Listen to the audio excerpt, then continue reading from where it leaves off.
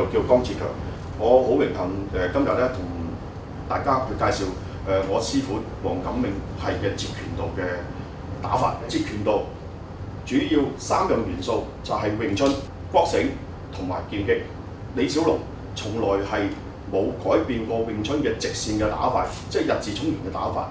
點解佢中意用呢個直線嘅打法呢？因為佢覺得點同點之間係最快，同埋佢有一次去同人哋去比試之後呢，佢覺得詠春嘅步伐呢係比較唔係咁活躍，所以呢，佢加咗搏繩嘅步伐裏面。詠春同搏繩佢都有一個方法係同你埋身，大家去互相去搏除嘅。咁但係佢話截拳道呢，就盡量去刪改，即係唔要呢啲，盡量呢就去做到個起動呢，就只有我哋去打得到你，盡量呢你打唔到我。咁佢嘅所謂嘅打唔到呢，就係話佢回防佢protect自己呢係非常快嘅。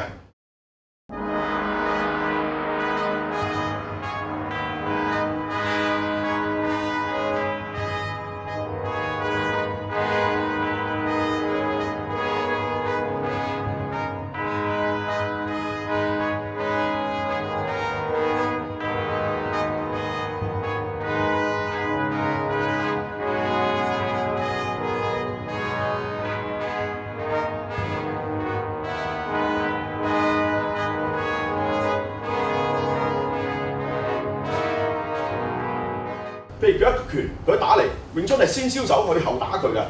咁但係截拳道又唔同嘅。譬如我而家企喺度，就算好遠都好，譬如佢個手佢擺喺度，因為通常嚟講咧，真正去打鬥咧，對方唔會咁樣行埋嚟同你打，你會感覺到佢起動。譬如佢而家上埋打我，已經打佢㗎呢拳，已經係打佢㗎啦個拳頭。甚至譬如佢埋嚟位啦，我會打佢個拳頭。但係我哋打嘅截拳道咧，譬如不論隻拳打個拳，或者去呢個位置，譬如佢個拳佢打嚟，你見到我哋咧係咁樣打落去，就並不是好似西拳咁樣抽落去。就算嗱，譬如佢埋嚟打我啦，我哋都係直線打上去嘅。嗱，我哋打完呢個拳，我哋打落去咧，我哋唔係咁樣打，我哋都係直打落去嘅。我哋好似將架車咧一掉頭就衝過去嘅。但係我哋始終係人，呢個係構想嚟嘅，唔能夠話你打唔到我哋就得㗎啦。咁喺5個打法裏面，其中最後一個咧叫做封手打法。如果我哋打個拳，對方一截到我哋嘅手就佢喺呢一度一碰手嗰陣時，我哋或者會拍手，以翻詠春嘅拍手。但係大家睇我哋嘅馬，我哋已經係用翻呢個步嘅去打佢，啪咁打佢嘅嚇。咁但係我哋最重要咧係揾位打佢，就唔同詠春咧係黐住你手打。譬如佢埋嚟，啪啪，永遠當佢起動就打。咁當然我哋要配合嗰個腳，就係話對方佢嘅拳快，我哋咧就先會踢腳，令佢打開，再跟手去打佢嘅。所以個拳佢打嚟，個手去打佢，我哋打呢個手，同時打佢打呢個拳嘅，同埋我哋喺呢個位置。譬如佢埋嚟，我哋係快嘅，喺呢個馬步，我哋係快嘅呢個拳。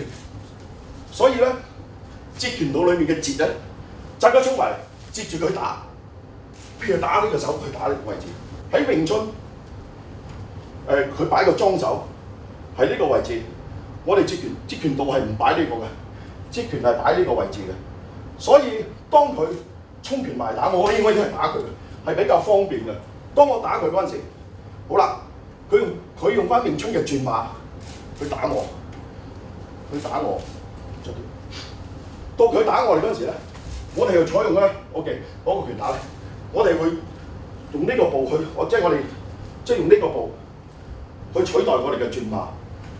當佢埋打我哋可以打佢，就我覺得咧個時間同埋個 timing 咧係會比較快少少嘅。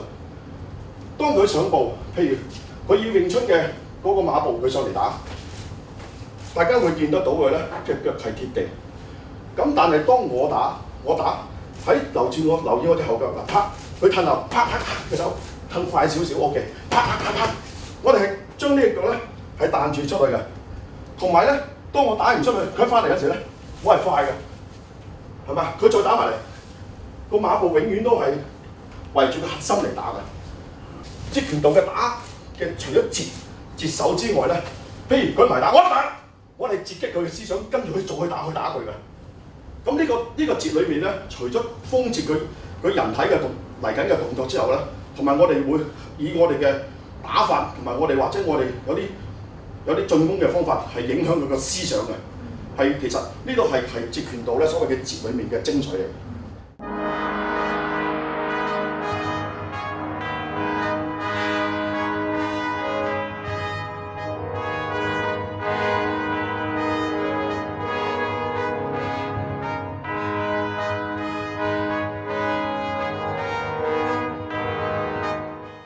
而家係做緊一啲封手嘅手把嘅練習，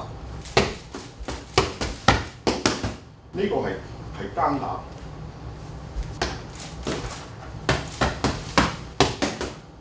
呢個打法咧就係拳跟腳，因為當你呢個手你打嗰陣時，喺呢個拳，敵人係唔會俾你企度打，所以咧佢一撞到受到襲擊或者佢防衞唔到，佢會向後褪。喺呢個時間裏邊咧，我哋就唔喺截拳道裏邊咧就唔會再用手去追你，揾隻腳去攞位。接住第二個就係對方先出拳，速度快，而係佢起腳截我喺前邊去打翻過嚟，係將頭先嗰個拳跟腳，而家係腳跟拳。